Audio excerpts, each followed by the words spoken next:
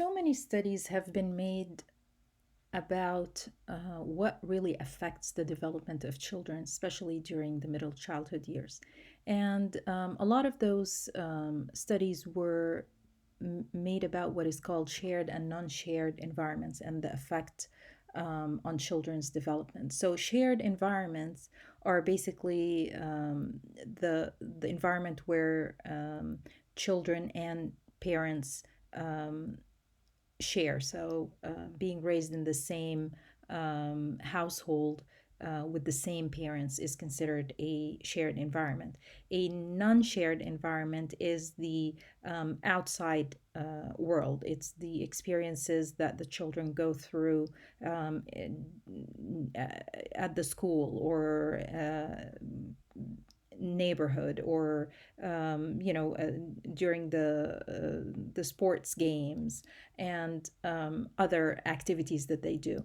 So which one affects children more or affects their development more? Is it the shared environment and what they're being taught and what they're being exposed to, or is it the non-shared environment where they interact with their peers and other figures in their society?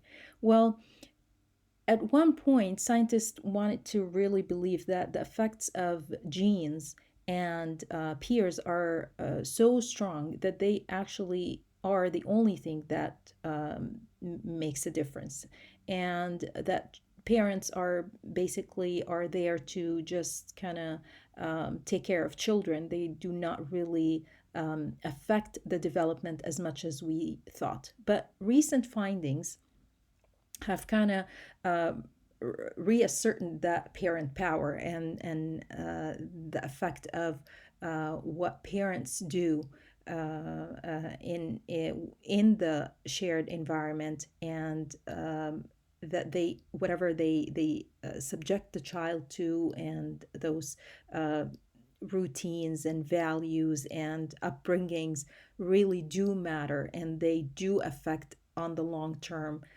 how a person turns out to be later on.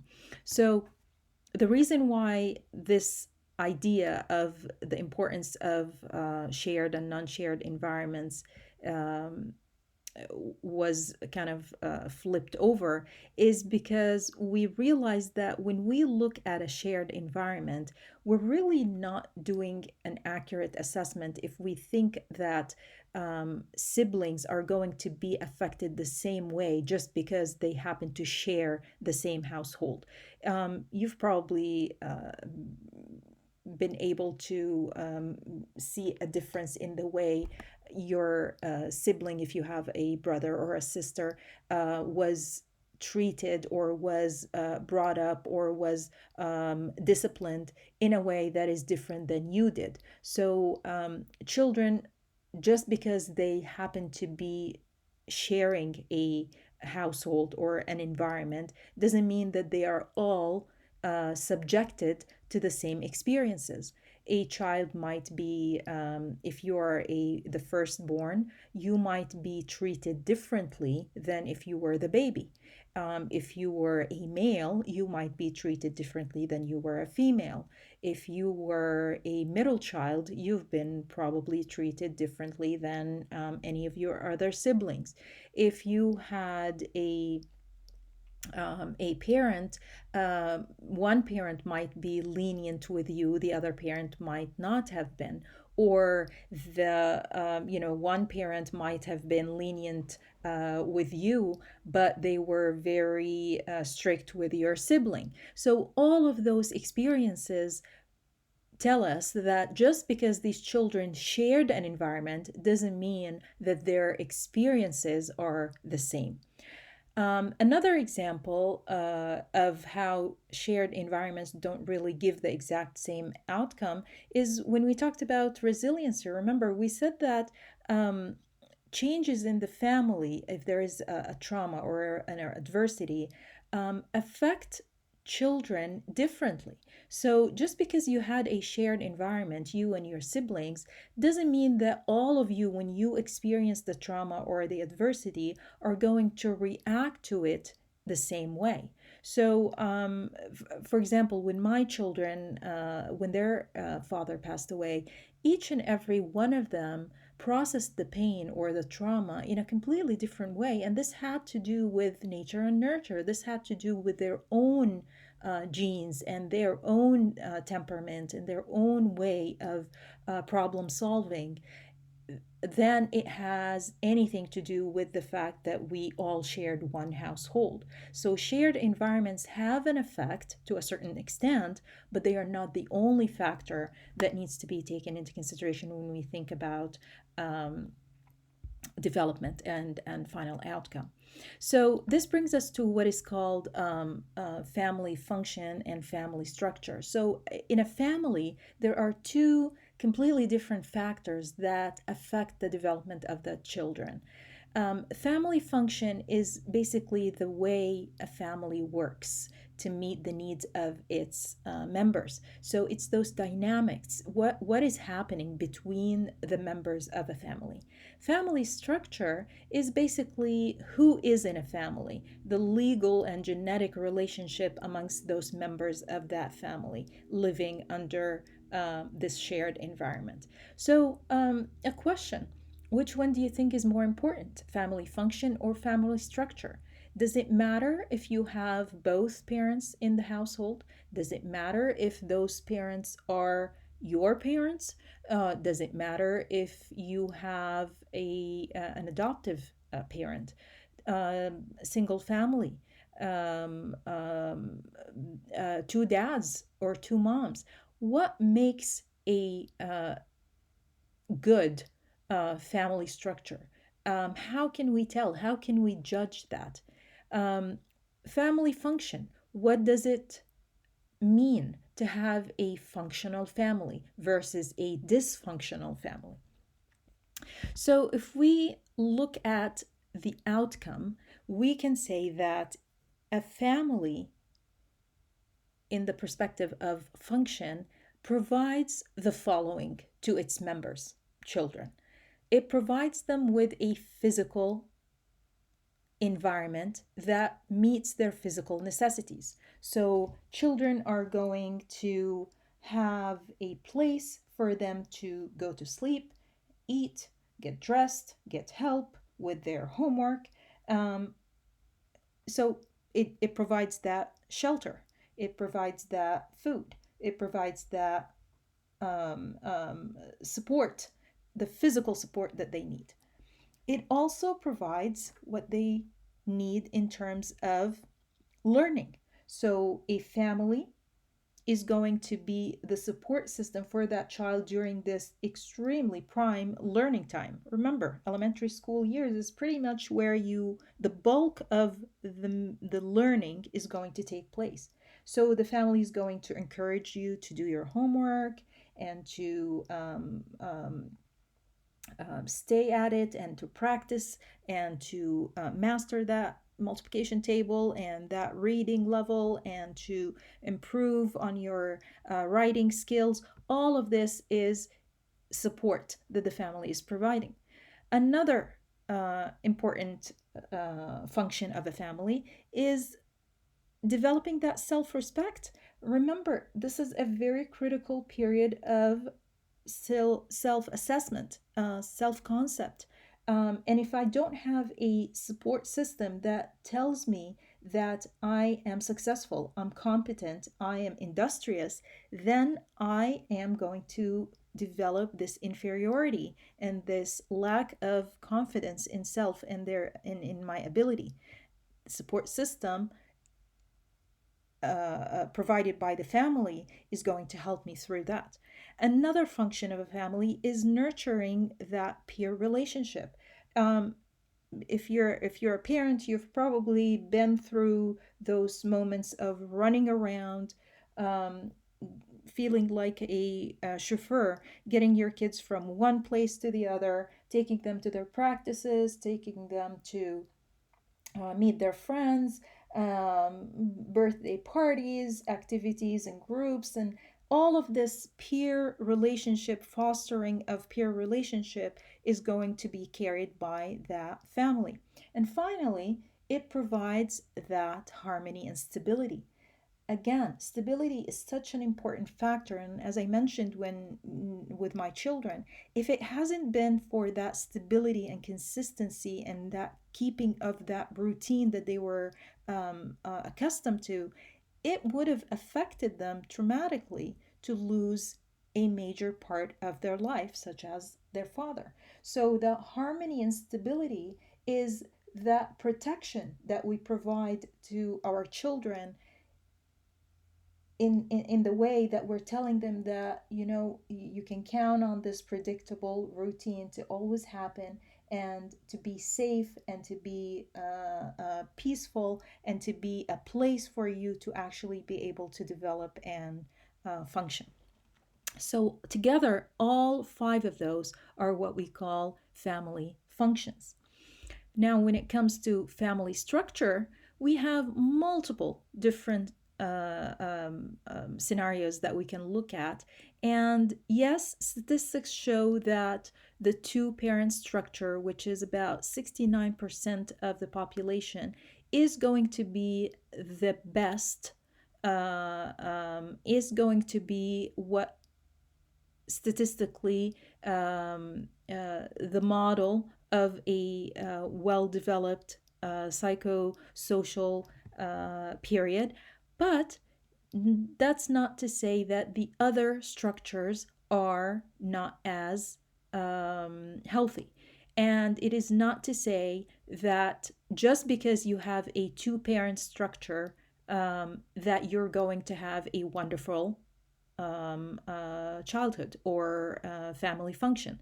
Again, no one is predicting the outcome. What we can only do is reflect on the statistics and show what the perfect scenario would be, and then it all comes down to the individual family and individual function of that family. So let's look at different structures. We have the two parent structure, which includes, of course, the nuclear family, which is the most typical, adoptive, foster, grandparents, step parents, or same sex couples. These are all basically two parent structures. And of course, the added one is the blended family, where you have the two parent, but each one coming with their own subfamilies. Nuclear family is the most common structure, and it has the two the two parents with the biological children. And as I said, it tends to function best. It tends to have a wealthier lifestyle, because both parents can be contributing financially, or one parent is contributing financially and the other one is providing that support for children, so there's no need for extra expenses for babysitting. It's usually better educated, it is healthier, and that is in terms of physical health and emotional health, and it is the most flexible and less and least hostile.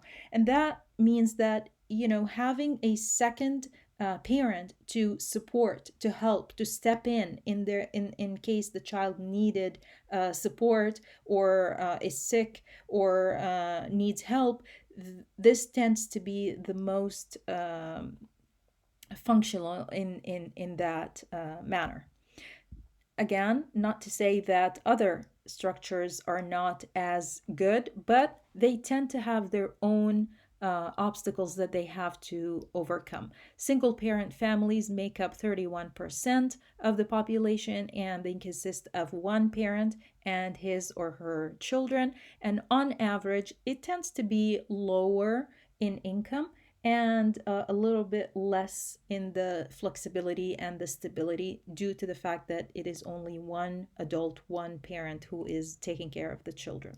Extended families are usually a family of relatives in addition to the nuclear family that provide that support.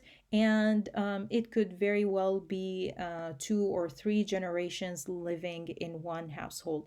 This type of families tend to be common with low socioeconomic status groups, and mostly African American and immigrant families. Another kind of family structure is grandparents' families, or what we call skip generation families. And again, this is one type of family structure that is extremely underrepresented and untaken care of, because it tends to be generally lower income, and grandparents usually end up with the grandchildren, which is an added health and financial responsibility to what they have to do themselves. They might be having their own health problems, or their own financial needs, and they usually end up with the grandchildren due to the incapability of the parents to take care of the children, such as a incarcerated parent, or an abusive parent, or a intoxicated parent, and the next of kin would probably be the grandparent who ends up with the child. Most of these children sometimes are children who have health problems or behavior problems, who are less likely to succeed in school, and therefore they need much more support and a lot of stability, something that adds more stress on the grandparents. Now, the two factors that interfere with family function, regardless of the structure or the background, is the wealth and poverty, or the socioeconomic status of the family, and the conflict. Wealth and poverty are equally stressful, and both of them can affect the functionality of the family. A a parent who is worried about finances, who might be working multiple jobs, who might be lacking health coverage because of their financial need, is going to ultimately affect the health and safety and the functionality of the family. Similarly, wealth, believe it or not, tend to be also a stressor. And we see this in families who might be working extra hours to maintain a particular lifestyle, or because of their lifestyle, putting extra pressure, psychological pressure, on children to excel because of that high level of lifestyle or wealth. And they might, in return, be neglectful, and they might not have a I want to say, tend to be more of the permissive style. So there is a lot of leeway, or they're very lax when it comes to discipline, and they might not be the first person, or people to actually detect early use of alcohol or drugs in children. So the functionality of the family might be at stake here. Another contributing factor to interfering with the functionality of family is conflict. And of course, when we talk about conflict, we're not talking about little arguments that we have between parents, but we're talking about high conflict, such as abuse or divorce. And having a child grow up in a family that has high conflict has traumatic psychological effects on children and later development. Divorce tend to be one of the top uh, adversities that could become an obstacle for family functionality. The United States, unfortunately, leads the world in divorce rate, and we can honestly say, in one statistic, one half of all marriages end in divorce.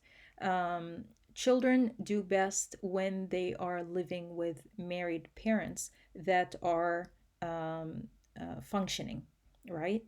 Um, So if you have two parents that are dysfunctioning and there's a high conflict, then definitely separation becomes a better choice for those parents. Now, the problem is, um, divorce is a process. And sometimes the effect of divorce, the aftermath of divorce, becomes more harmful to the children than the divorce itself. If the parent uh, is not, I want to say, mature enough to understand that that conflict is affecting the children, and therefore they should be setting aside their differences for the sake of the children, and not treating or getting back at each other through the children, and creating disputes and hardships for children, then we can have a healthy divorce. But if we are acting, I want to say, as children, and as a result of the divorce, the children are um, going through more trauma, then definitely there is where we call it a major adversity that the child has to cope with in order to get through it.